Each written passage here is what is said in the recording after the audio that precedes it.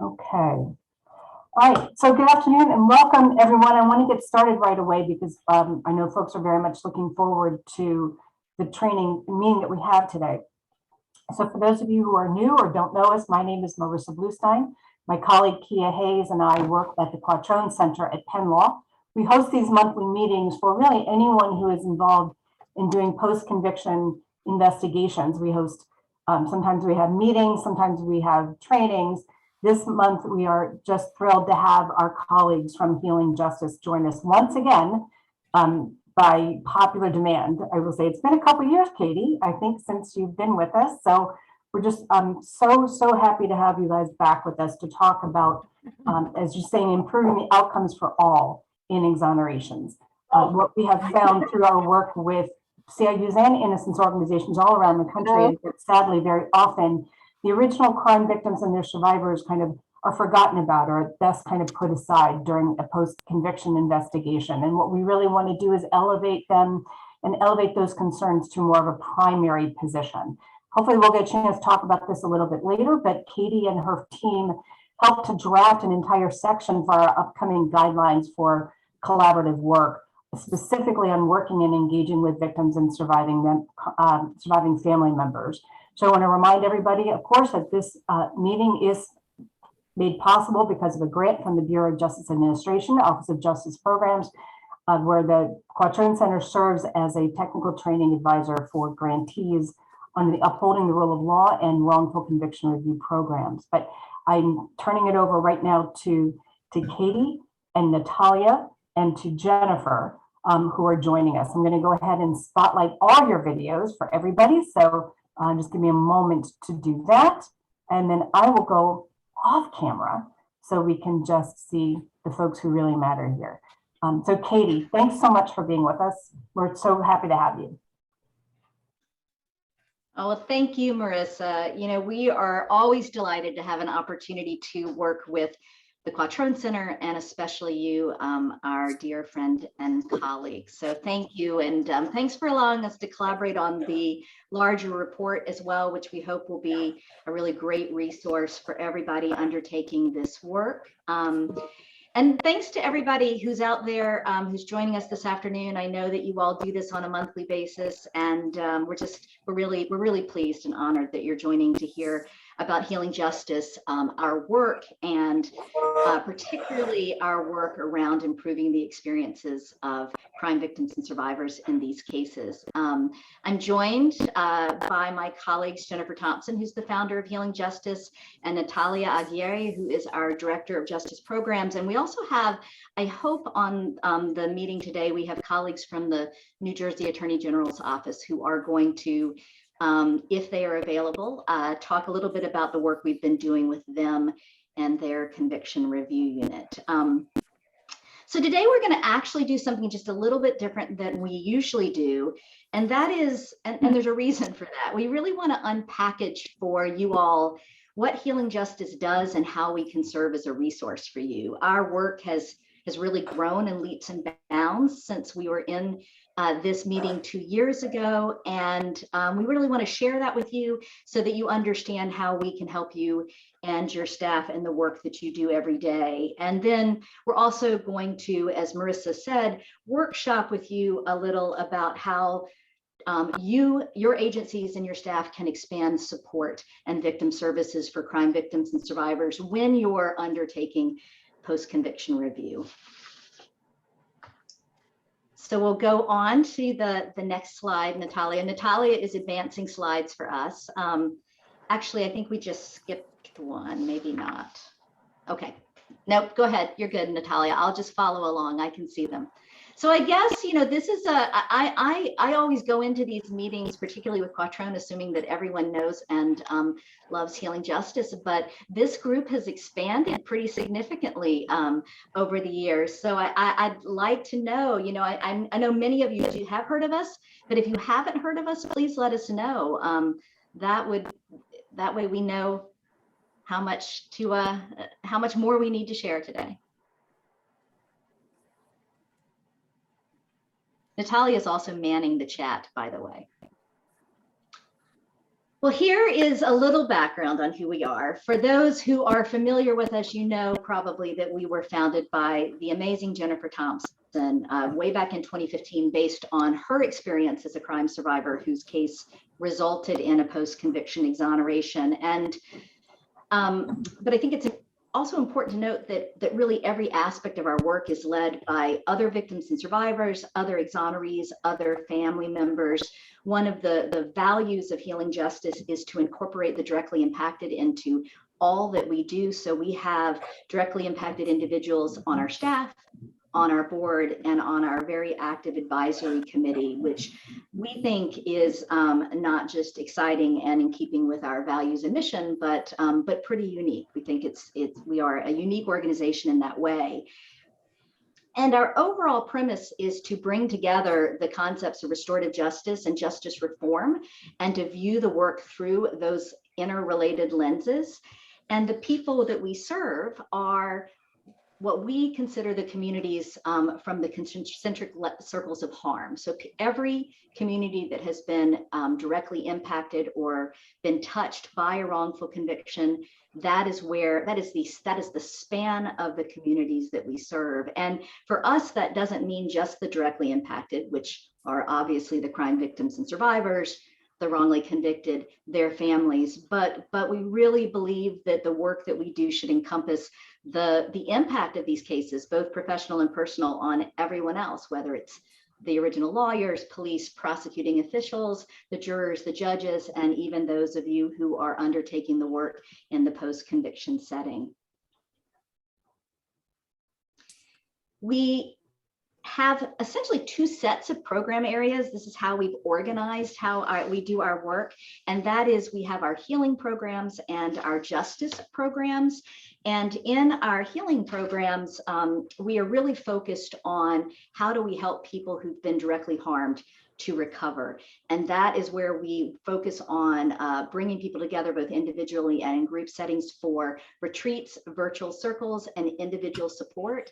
And then in the justice part of our work, which we call our justice programs, we're really focused on how do we expand the empathy of the criminal justice system to those who've been directly hurt, and how do we improve the services that they deliver. And we do that through training and technical assistance and through listening sessions, both of which I'll describe.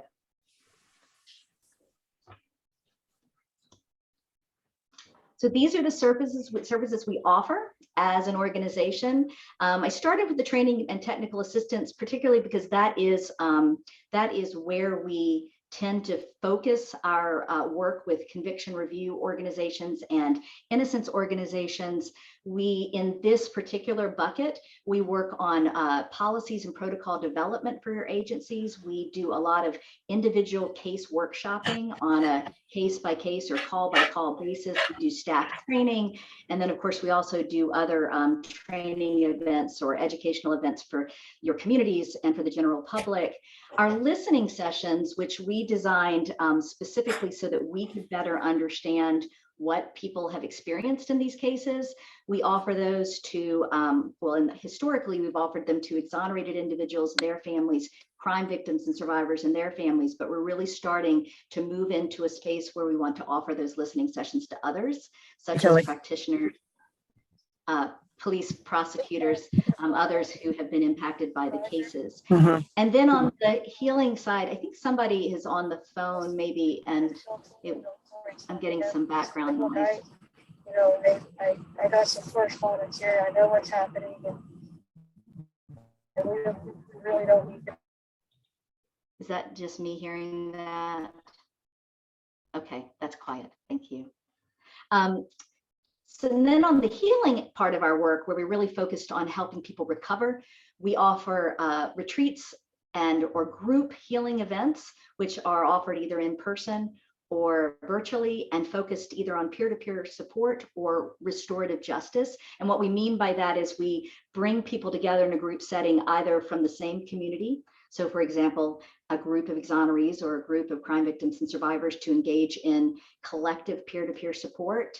But we also do restorative justice focused events where we have mixed groups where we bring different people or people differently impacted by these cases together with tremendous success. And then we also do this same work on an individual level, meaning, person to person, both the peer support and the restorative justice. And then we also have some support resources that we've developed over the years, and there are some links to those on the next slide. So we have created 2 peer-to-peer sets of resources for the folks that we serve and those that you serve. One is a peer-to-peer resource guide for the exonerated and their family to help them kind of navigate returning home. And then we have a set of peer-to-peer outreach and support videos for crime victims and survivors, created by crime victims and survivors for crime victims and survivors. And then we also have created some one-pagers that help exonerated individuals, their families, victims and survivors and their families be in touch with us. And there are links to those in these slides, and we can also share those links to you in the chat or through email. And we've created a set of guidelines for the media, encouraging them to treat crime victims and survivors with more care when they do coverage in these cases. Throughout all of our work, we've had really the, just tremendous fortune of working with the Department of Justice. We haven't worked directly with BJA yet, but we have worked directly with NIJ and with OVC. And so much of our work has been guided by what we've been able to accomplish with them. And I wanted to share this in part because I wanted you to see how we got to where we are in talking about the experiences of victims and survivors in these cases. But I think it's really, really important to us as an organization that you all have confidence in the work that we've done, and really everything you're going to hear about today, the recommendations that we provide, the resources that we provide have been the result of pretty intensive multi-year work on our part, learning from practitioners and experts in the field, including from CRUs and innocence organizations, learning from victims and survivors, and doing gap assessment work with the Department of Justice. And so all of this really started in 2014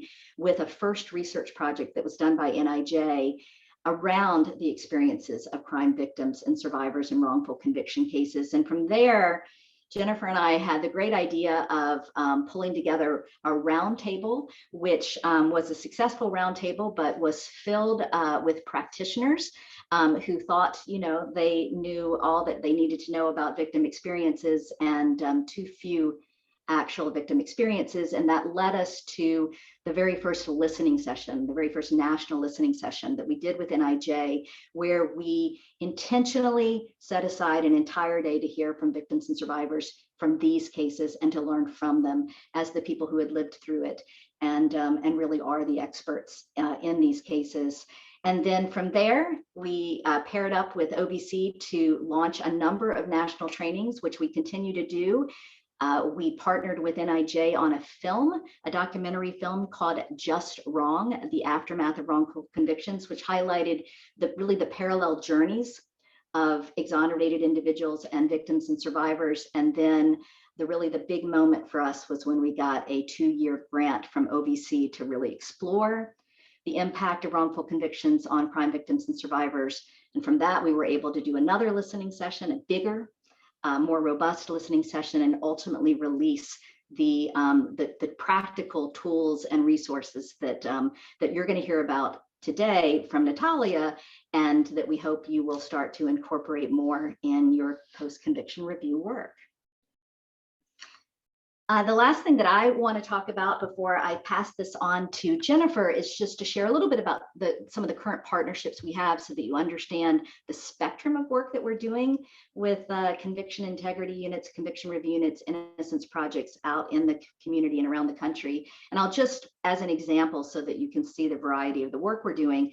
In New Jersey, we have for almost the past year now been working on improving or expanding victim services through the conviction review unit out of the Attorney General's office as part of the development of their conviction review unit. And then in Michigan, we have been on really the other side of the spectrum, working exclusively on how to help exonerees in Michigan recover through a variety of really intensive peer-to-peer support. And we're doing that in collaboration with Wayne County. I saw that Valerie was on the line, and this is really exciting work for us.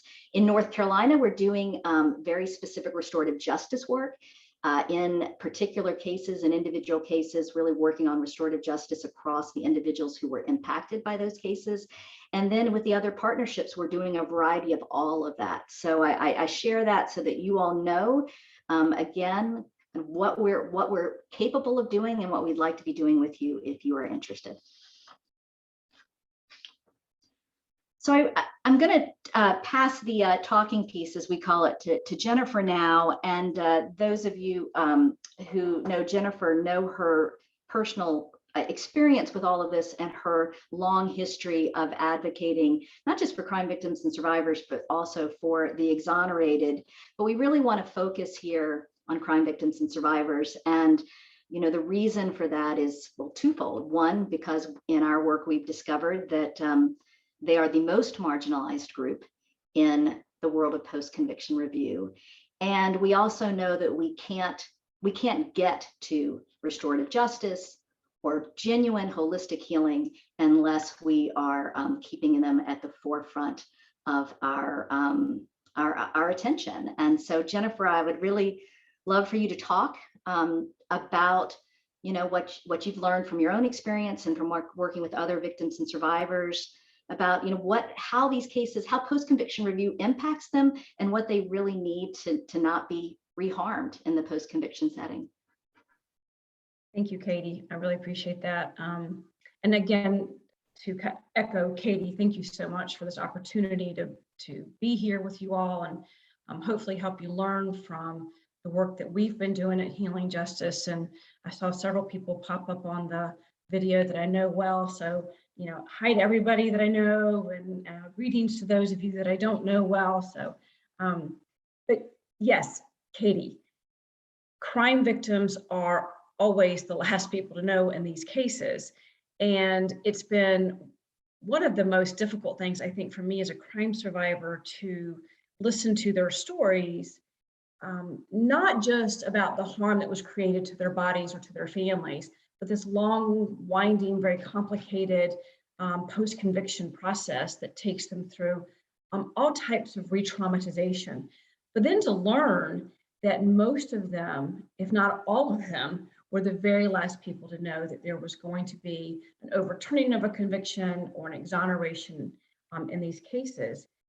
I think about my own personal experience being given 3 months of notification, which in post-conviction processes is very long. I mean, we haven't heard of many crime survivors being given 3 months to wrap their mind around the fact that there's something going on, there's some type of review, there's some type of additional testing.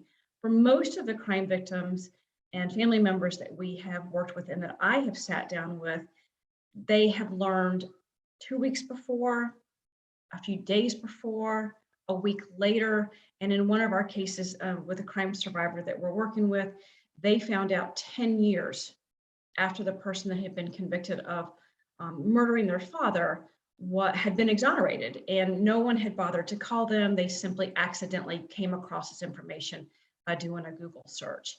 And when you think about what a crime survivor or family member goes through and the violence that disrupts and harms their lives, to be the last people to know should really make us all shudder.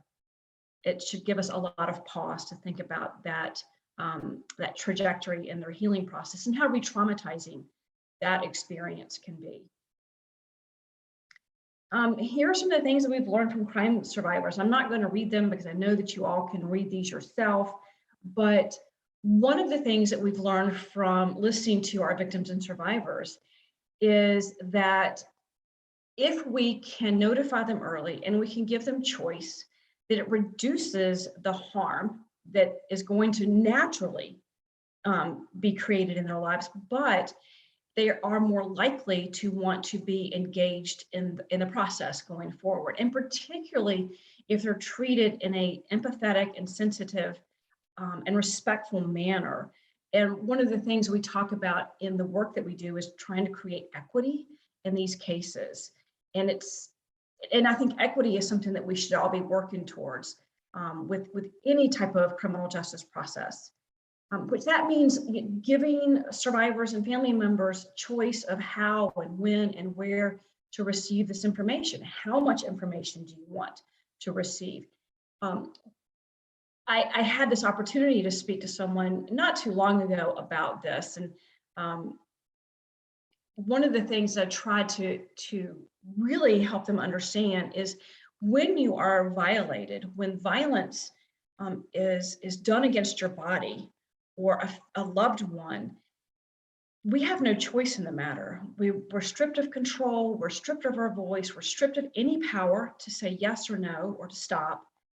And in this post-conviction process, that power and control and choice needs to be given back to them and allow them to make decisions for themselves. Because honestly, crime survivors know what's best for us. And to have someone else making decisions for us, thinking that they know best about what we need and when we need it and how we need it is wrong. It's just absolutely wrong. The earlier the information and notification can come, the better it's going to be for crime victims and survivors. It's something we've heard 100% across the board. When we asked them what they needed during this time period, they said truth and transparency and early notification. It was 100% across the board. And the earlier that we're notified, the more time we have to prepare, the more time we have to prepare our families. It's going to be re-traumatizing regardless, but to give us some time to set up safety measures within our family, to talk to our children, to talk to the schools that our children are going to, our extended family members, to be prepared for the media, the better that we're going to be able to navigate those next steps in our lives that's going to happen. And then to be able to provide additional victim services. I will tell you that when I was notified, I had no idea there were victim services. I wasn't offered any services. And I think for the most part, with the exception of perhaps one of our victims, none of the other family members were offered any services as well. And honestly, they were treated as if they were a nuisance and to be held like at arm's length. And then the media, we need protection from the media. They can be ruthless, they can be disrespectful, and often engage in language that is victim blaming, regardless if you're a rape survivor or a murder victim family member. I used to say that that rape survivors are blamed, and the only way we wouldn't be blamed is if we were murdered. But in working in this field, we've learned that even our murder victims are blamed for their own murders. So helping victims and survivors helps everyone. It's going to help your office. It's going to help the exonerated person. It's going to help their families as well. It gives us time to process. It gives us time to reconcile those next steps. And it helps us trust the post-conviction review process. Again, part of the thing that gets broken as we go through the criminal justice system process is trust in the system. And if we're treated with respect and courtesy and given time, we're more apt to trust the review process if it comes in a way that's respectful and empathetic.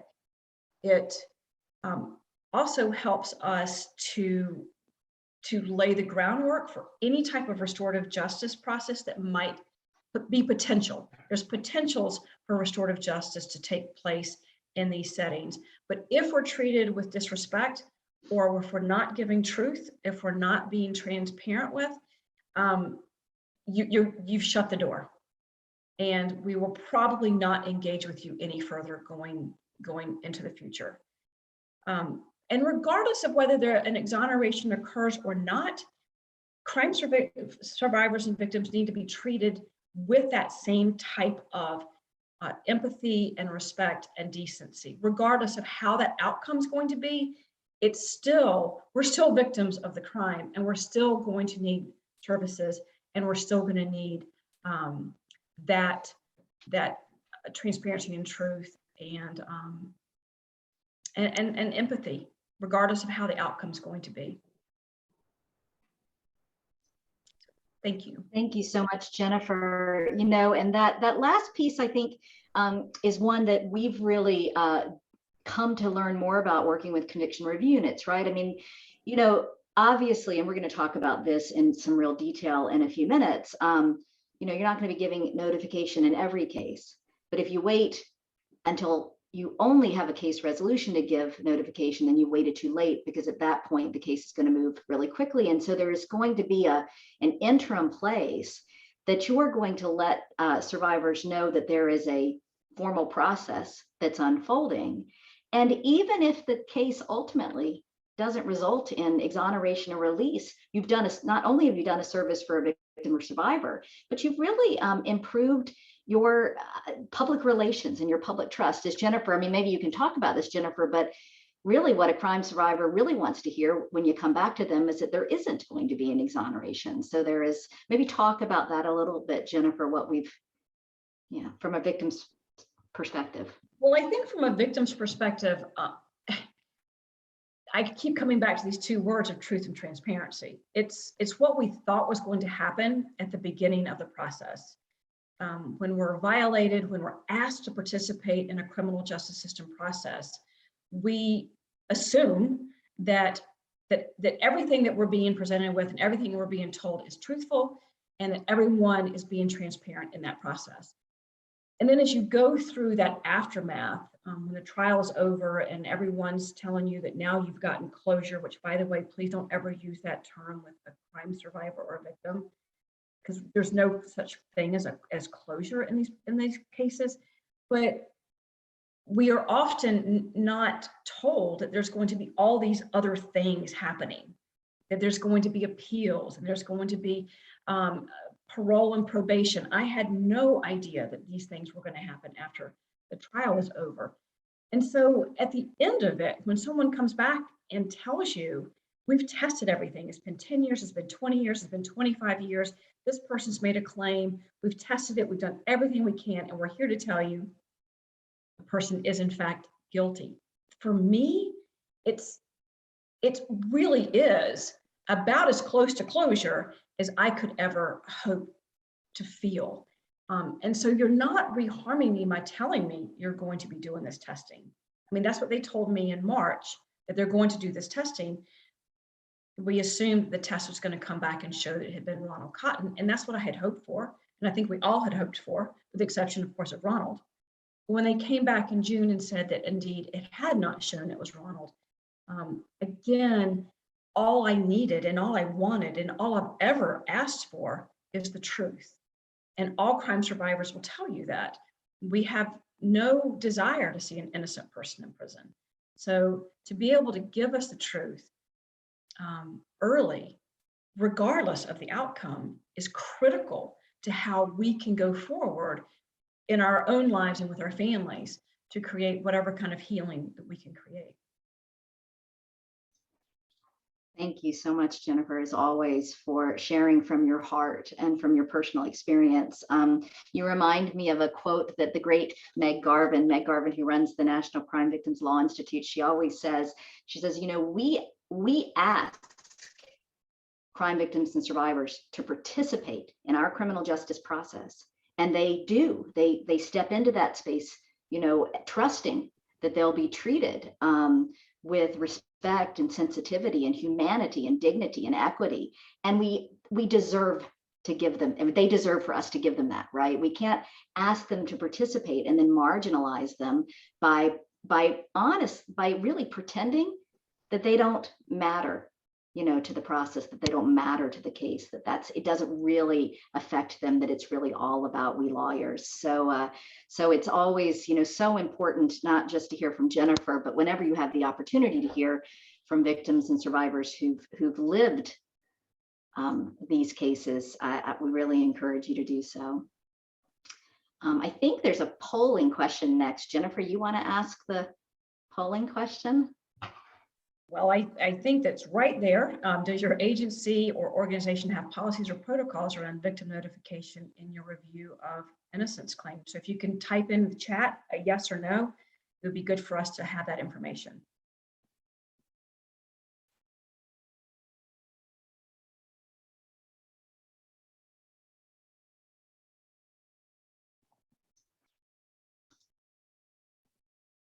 Kelly, I see your response in there. I know we worked with you some on that.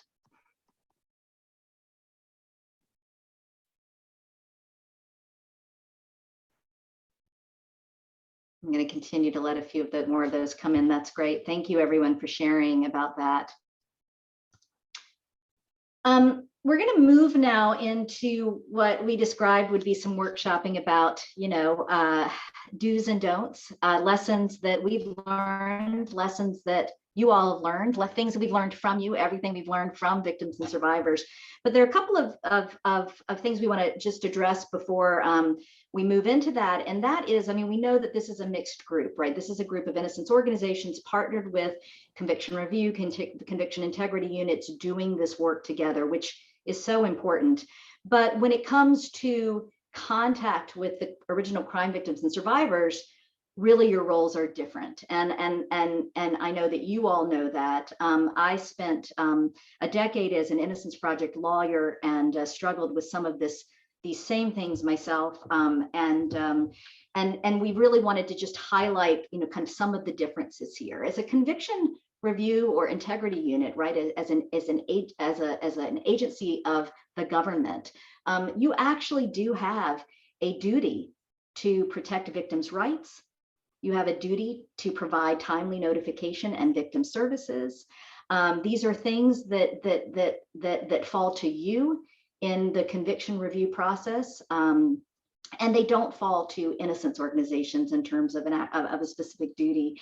And as you think about, how you're going to fulfill that duty, there are a couple of things that you're going to want to keep in mind. You're going to want to either have a trained victim advocate on staff or access to someone who can assist with that. You're going to want good protocols, good practices, something that is consistent, that is applied across the board in all of your cases, and we can help you with that. And you may need to coordinate with other agencies, because one of the things we've found is that many victims and survivors continue to stay in touch or be kept in touch by other agencies. It could be the original prosecuting agency, the original investigating agency. It could be the state Department of Corrections, the advocates there. So you're going to need to think about coordinating some, or at least communicating with other agencies as you do your notification. And Natalia is going to walk you through that. On the other hand, innocence projects,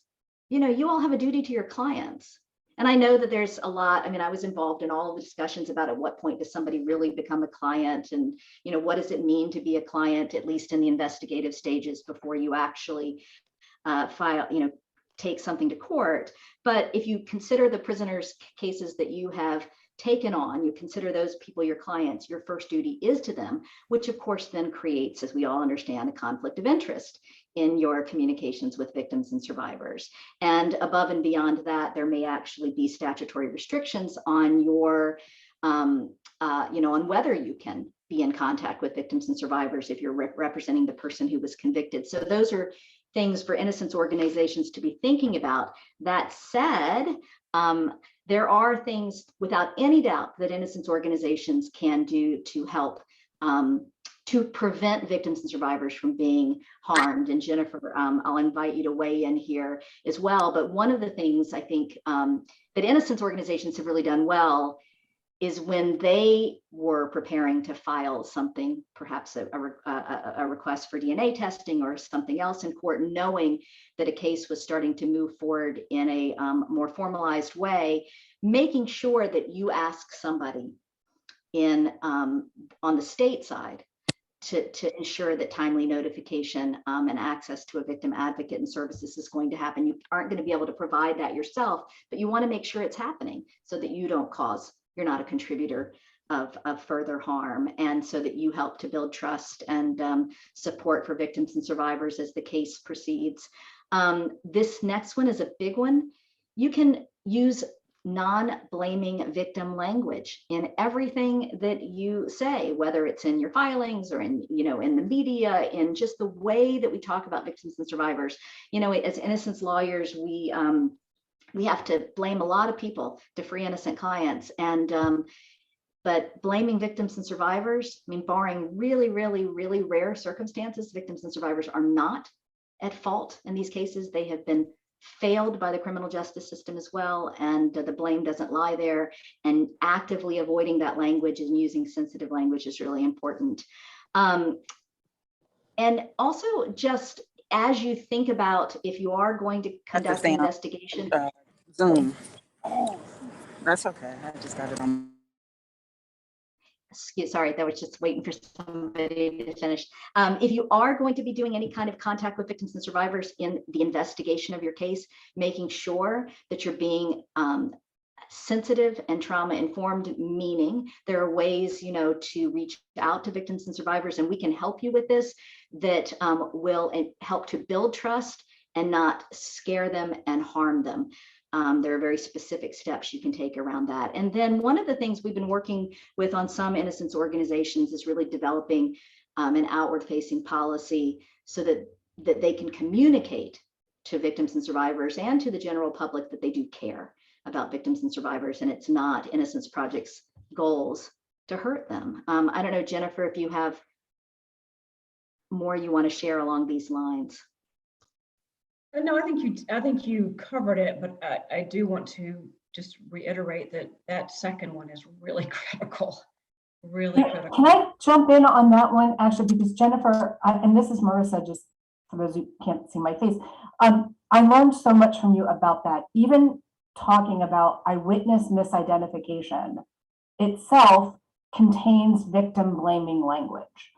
And I am, when you explained that to me, I know I kind of was very taken aback, because obviously that's a term that I'm used to using. And I have made it a very strong effort to not use that term, right? To talk about eyewitnesses who are led into an identification by improper police tactics or police methods. And so I think it's so worth and important to highlight even that aspect, to really think through all of the ways that we use these terms, even though we don't mean them in a blaming manner, but how they come across can be critically important. And I just want to say thank you, Jennifer and Katie and Natalia, for kind of teaching me that. And I just want to emphasize just how important that is. Thank you, Marissa. I really appreciate that. I really do. Well, and Jennifer has schooled us all on this. And I think, Jennifer, one of the most effective ways you ever described it was to say, we don't blame innocent suspects for giving false confessions, right? The innocent suspects are manipulated or misled by police tactics into giving false evidence. And if we aren't going to blame innocent suspects for giving false confessions, how in the world could we blame a rape survivor who's been asked in the throes of trauma to participate in a flawed eyewitness identification process? How can we blame them for the creation of false evidence? It wasn't intentional. It was the result of the process. And I think that's such an important way an important shift in the way that we think about mistaken identifications. Thank you, Jennifer.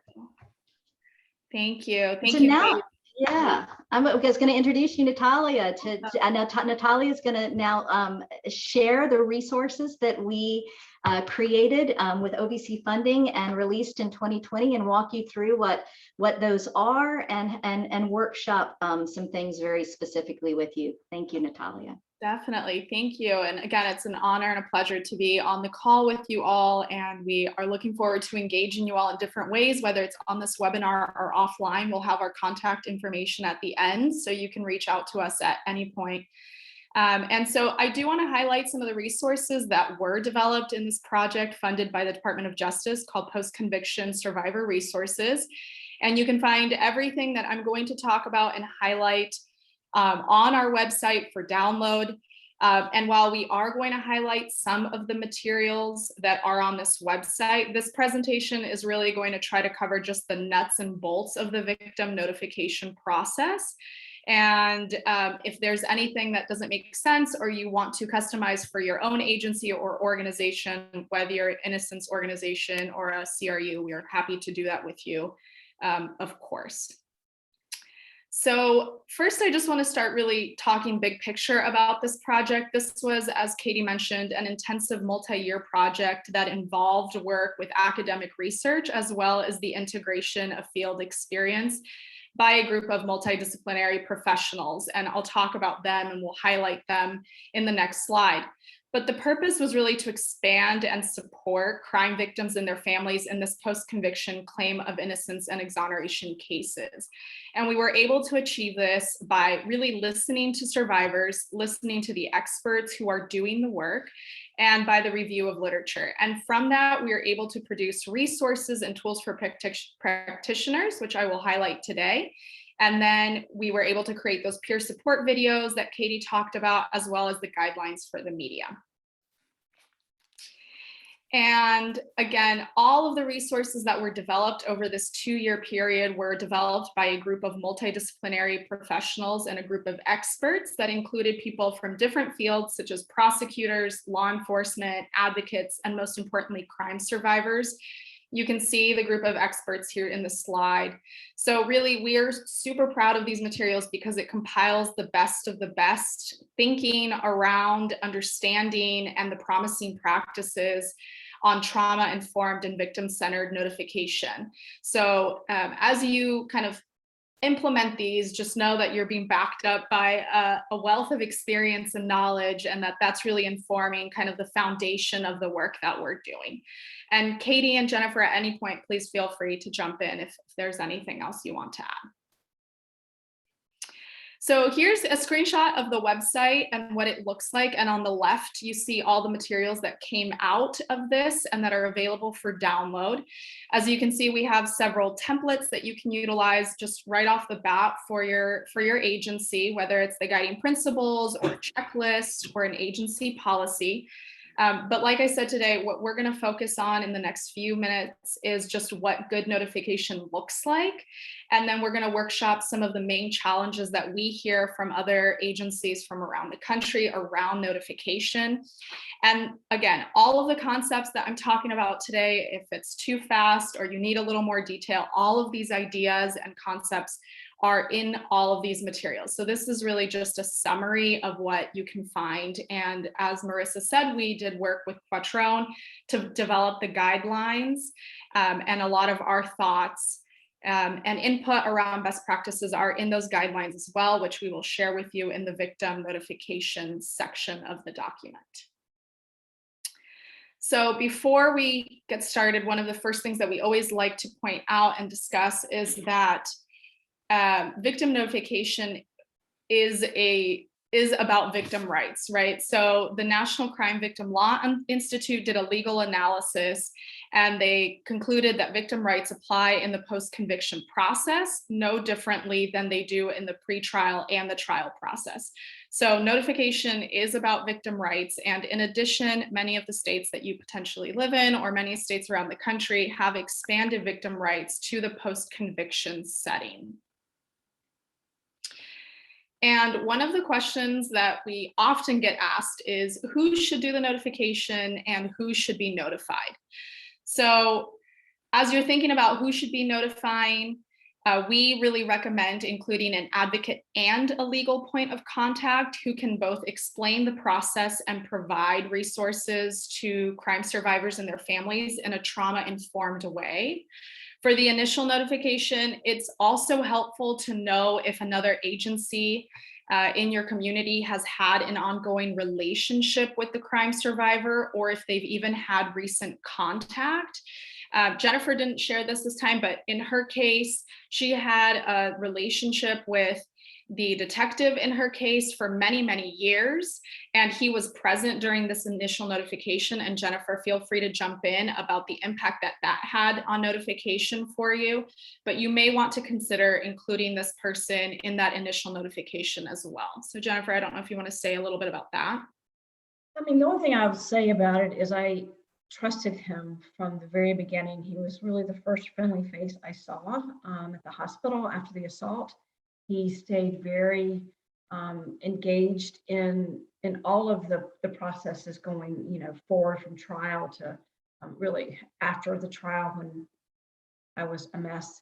And then he was the person who called me about the DNA testing. And because I trusted him, I knew that what he was saying to me was truthful and that he was going to be an advocate for me and that he would be very careful in the way that he treated me in that process. So I had a relationship with him that I think was critical for me, not just receiving the news, but in the months and the years after that. Yeah, thank you. And that's something that we tend to hear that some agencies overlook, is this asset of this trusted individual who can either help you make a contact or help deliver this initial notification.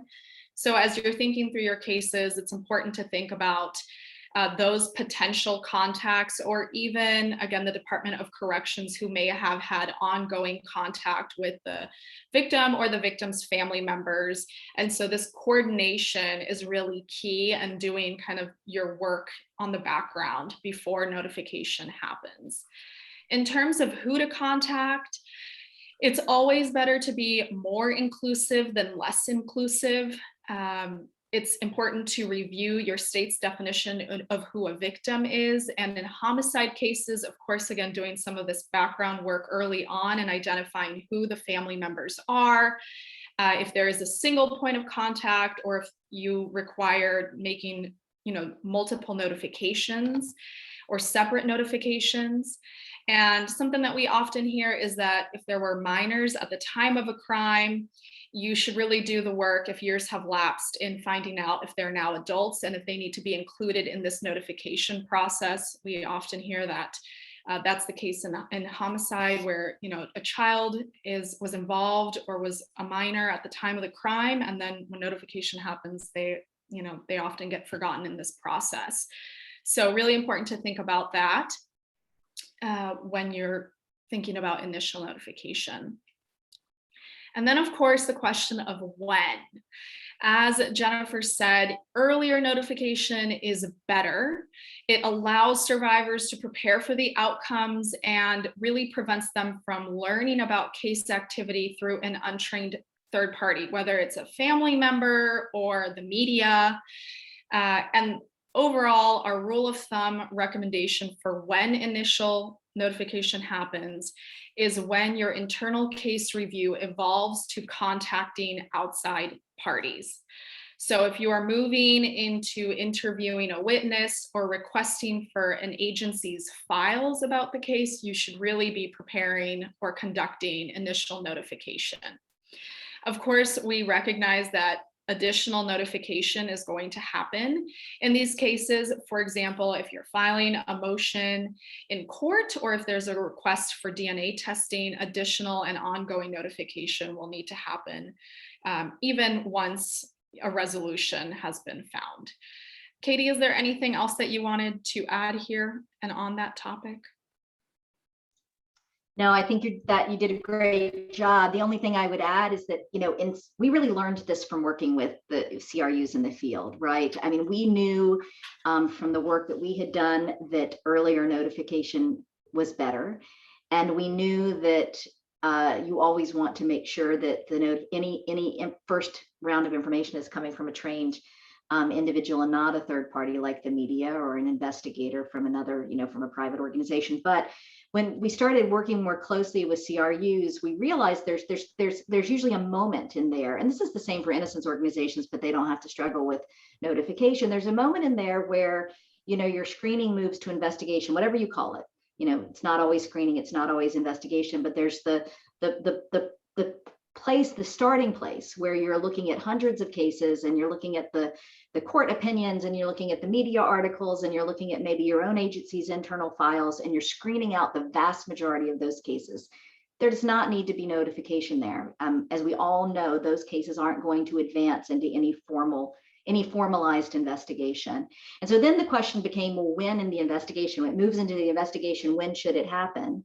And we really learned from you all that the best place for that is where you go beyond the confines of your agency and you start casting outside in your investigation. And I guess the only other thing I'd say, that other than learning that from you all, and we think that really is a good general rule of thumb, is that you just have to remember that in these particular cases, crime victims and survivors are going to need a longer runway to be prepared for what may be coming down the pike. So, you know, on the one hand, doing notification in every case that you get where you get a request for assistance, I mean, clearly that's too much. But if you wait until your investigation is over or almost over and there's going to be a case resolution, then you've waited way too late, because at that point, you're not going to be able to give trauma-informed victim-centered notification, right? At that point, you're going to cause more harm. So we think that there is a space in here that will give you a really reduce the number of cases where you have to do notification. It's going to be a very manageable number.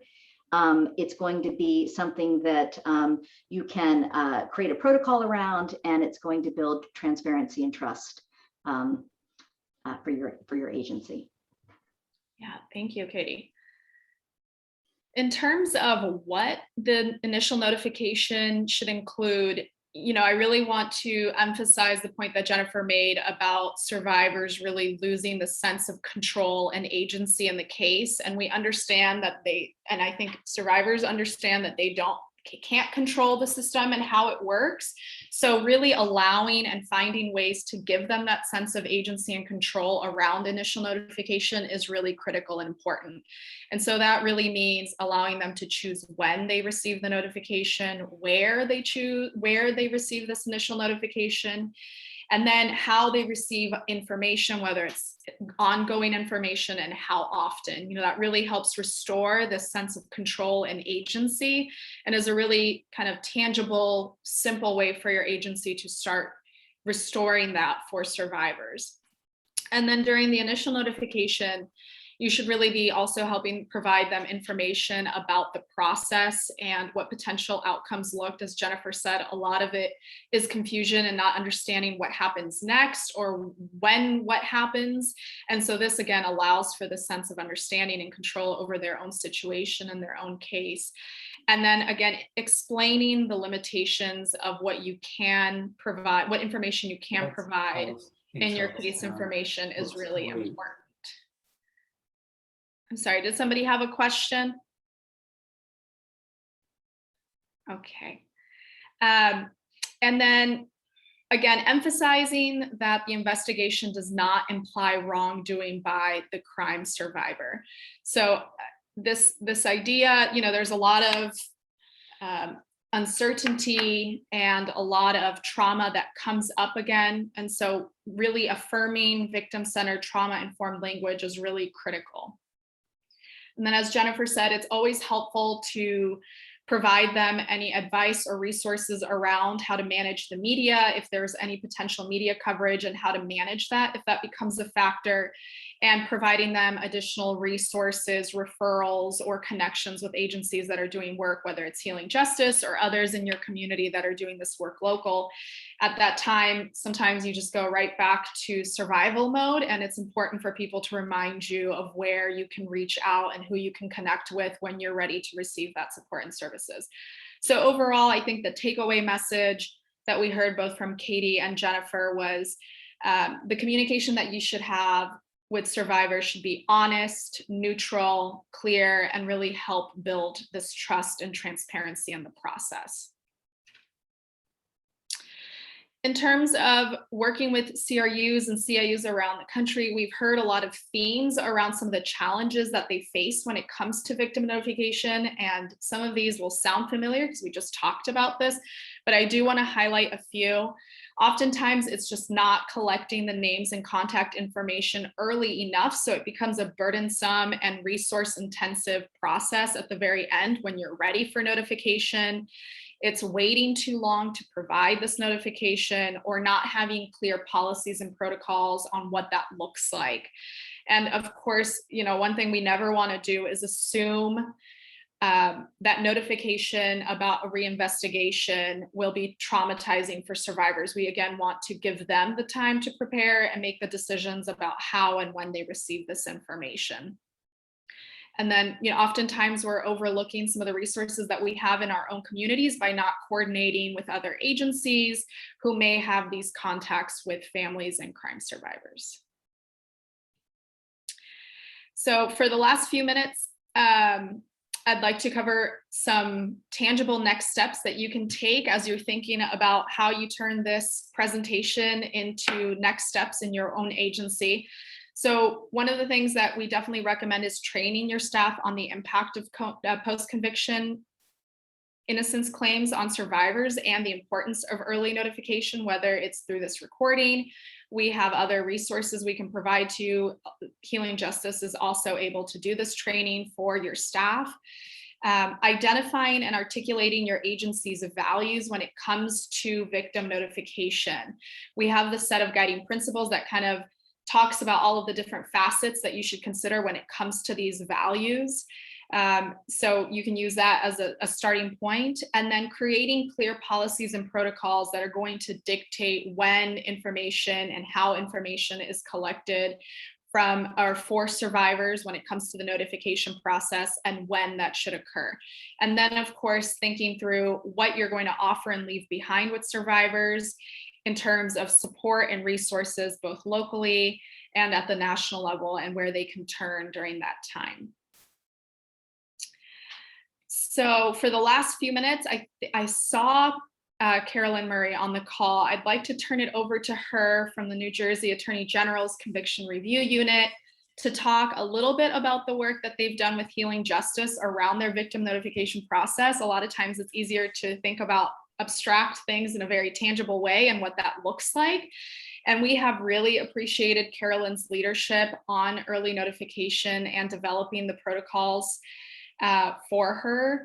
And during our work with her, we really discovered that her unit comes to this work with a very victim-centered lens. And so Carolyn, we're hoping that you can jump in and talk a little bit about why that's been important and how it's been helpful to work with Healing Justice in this work and what the work has been. So if you're game, I'd love to have you jump in. Yes, absolutely. And thank you. I'd like to speak very, very briefly about this matter, and if it works for everyone, ask our victim witness coordinator and one of our DASG to also take a moment or two to explain in a concrete way how we have used the information that you have shared with us. So we were connected with Healing Justice in the course of developing our policies and procedures about victim notification. And I did expect that that would be fruitful. It has been fruitful in ways that I expected and in ways that I did not expect.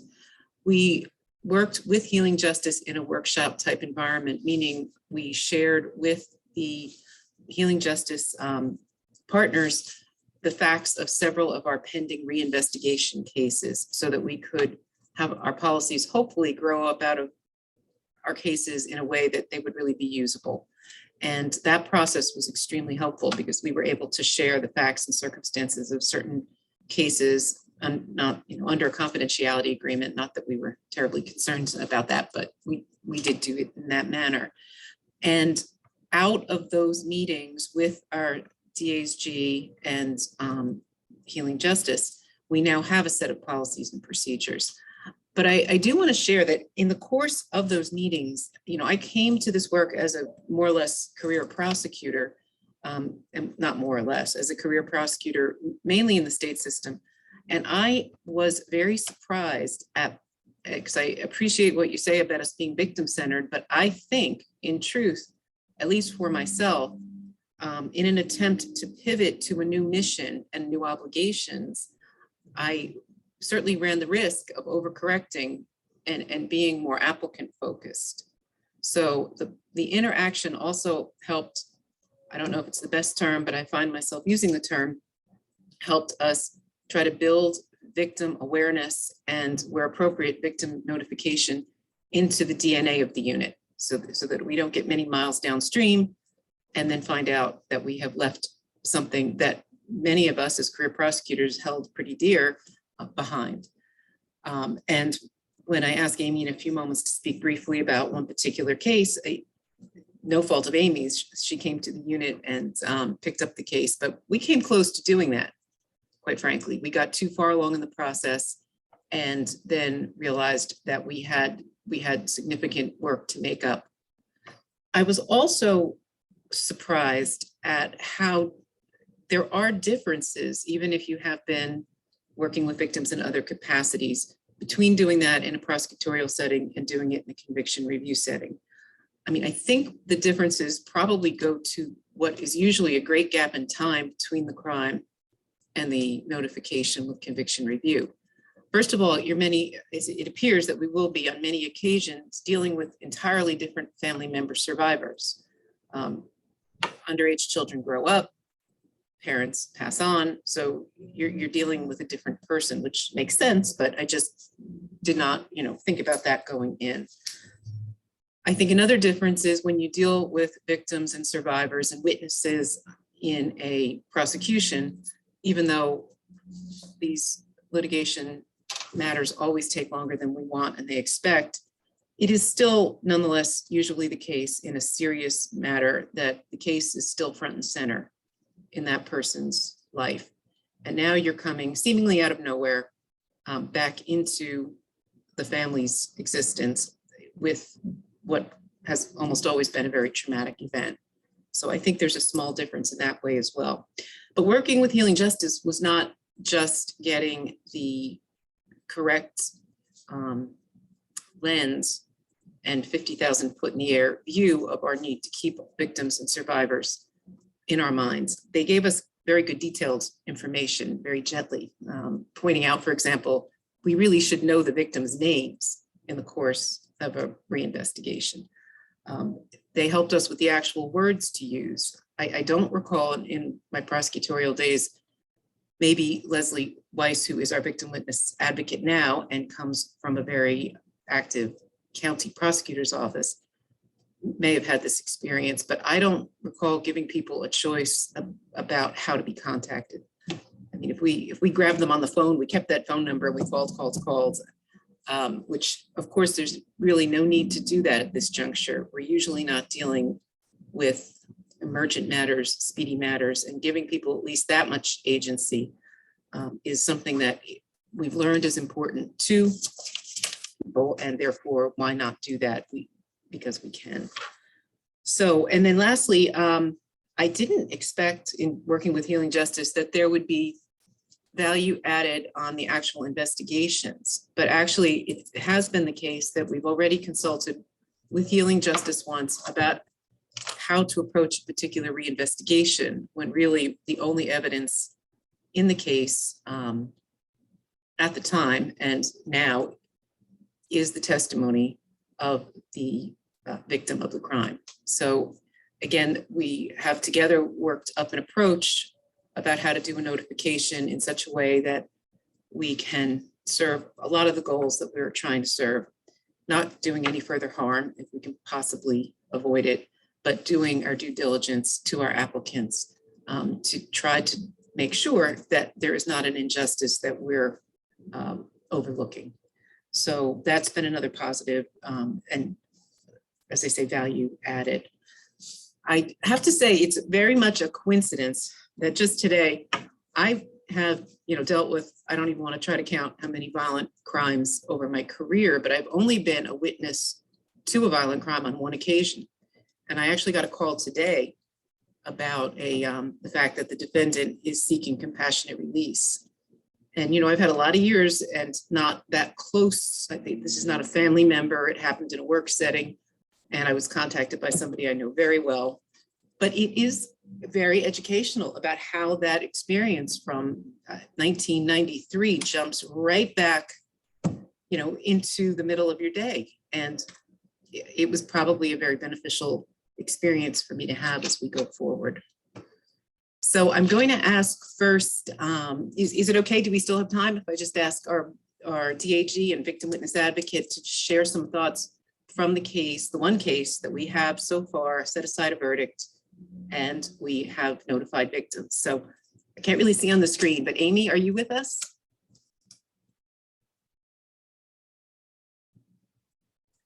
I don't see an Amy on I the did. participant list. I But do you see are- Leslie. Yeah, I'm here. Okay.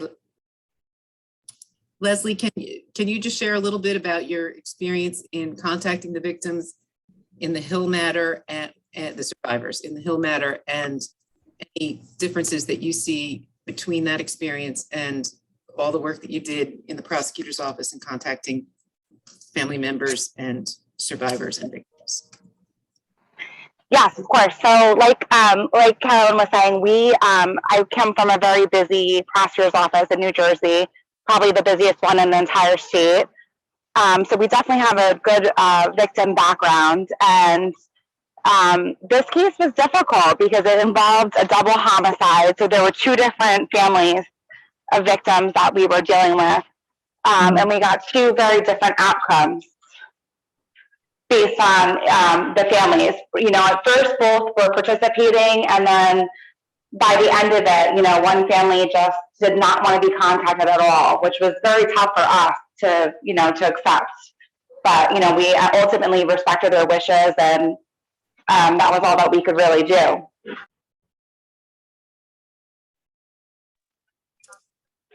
Hello? Oh, sorry, I thought I lost you guys. Yeah, so I think, but it was very important to be able to, keep the principles that we learned from Healing Justice in mind, even just establishing a good rapport with the families and, allowing them to allowing everyone to not forget that ultimately they lost, their loved ones due to a homicide, which was not their fault, and ultimately those homicide victims were the true victims. So I think that was the number one thing that we learned, is just to keep the victims. Like, they're always going to be the victims no matter what, what happens. I agree. Thank you, Leslie. Yes, and we had two different outcomes upon the court appearance, but we're also working with Healing Justice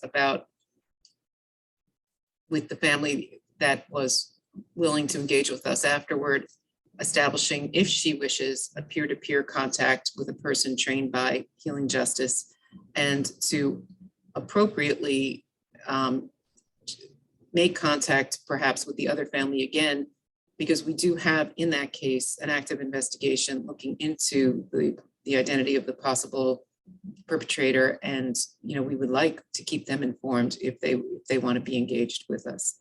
So it while our first case and rather clumsily started, and again, both of the ladies who handled it were not in the office when most of that investigation went on, but we were able, through their good efforts, I think ultimately to establish a very good relationship with the one victim's family, and to at least respect the wishes of the other victim's family, and we'll keep at it as appropriate. So thank you very much for the chance to chat about our experience. I really appreciate it, and we'll turn it back over. Thank you so much. That was wonderful. So I think, Marissa, we have 5 minutes for questions. I don't know if anybody has a specific question that they wanted to ask. Absolutely. And while people are kind of getting the courage to ask a question, either in the chat by raising a hand, or just go ahead and unmute. I wanted just to kind of say, if this seems like an hour-long ad for Healing Justice, essentially it is. What they are doing is critically important. No one else is doing it.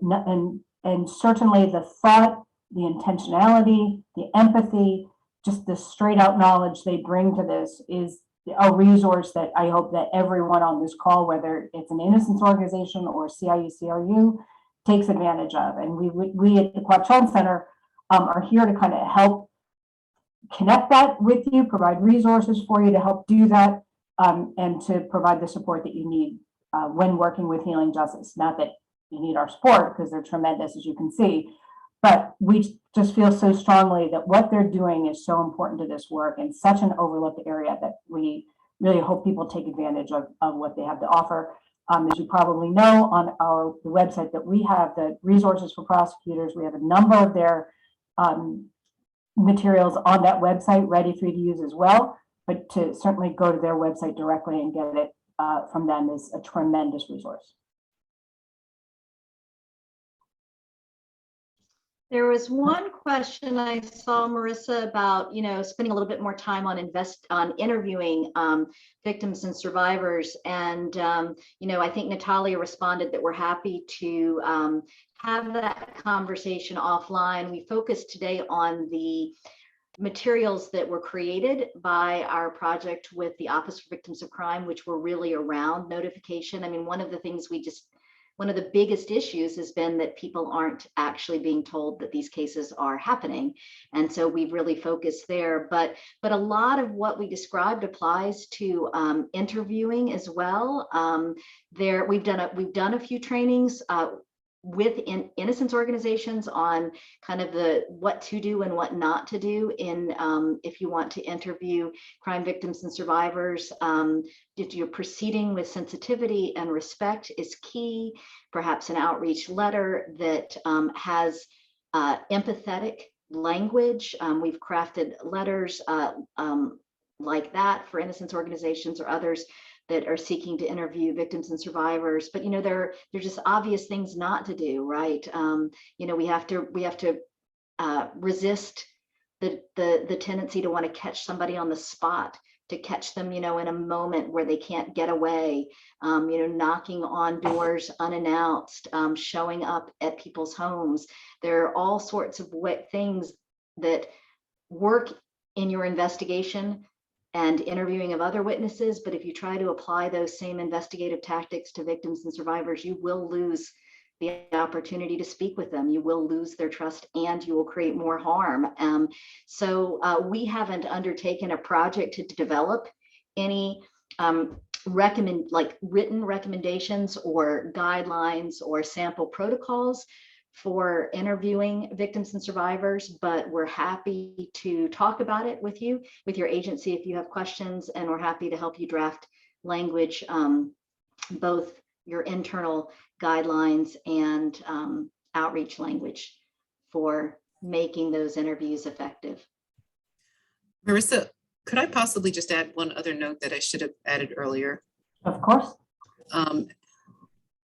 This is probably obvious to everybody on the call, but I do want to also say that in addition to this being the right thing to do and the compassionate thing to do, if you get to the point where you're heading into court to disturb a conviction, it is a very unsettling feeling to be concerned that you're going to have the victim's family vocally opposed to you in the public setting in the courtroom.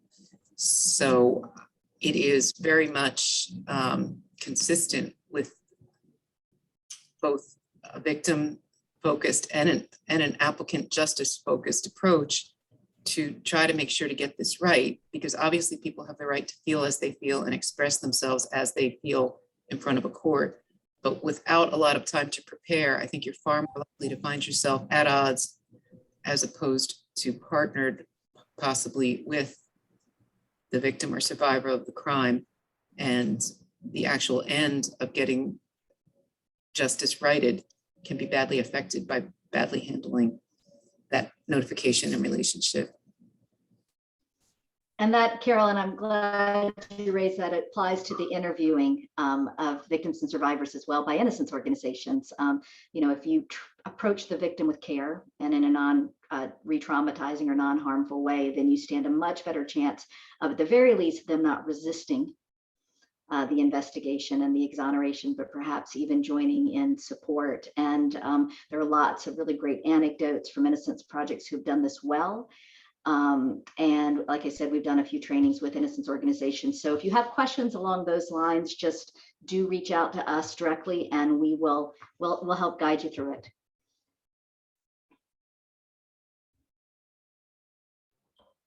Absolutely. So please, everybody, join me in thanking again our just incredible colleagues from Healing Justice, from Jennifer, Katie, Natalia.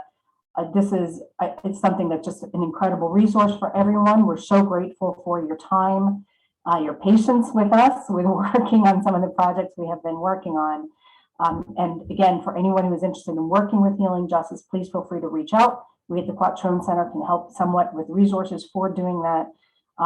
Thank everybody for your time. Reminder that we do this every month from 2 to 3:15 Eastern time with a different topic each time. So I'm going to keep the Zoom open for folks if you have questions and you want to ask directly. But I just want to say thank you everybody for being here with us. Apologies for the slight hiccup on the link. It's now fixed, and we'll see you next month.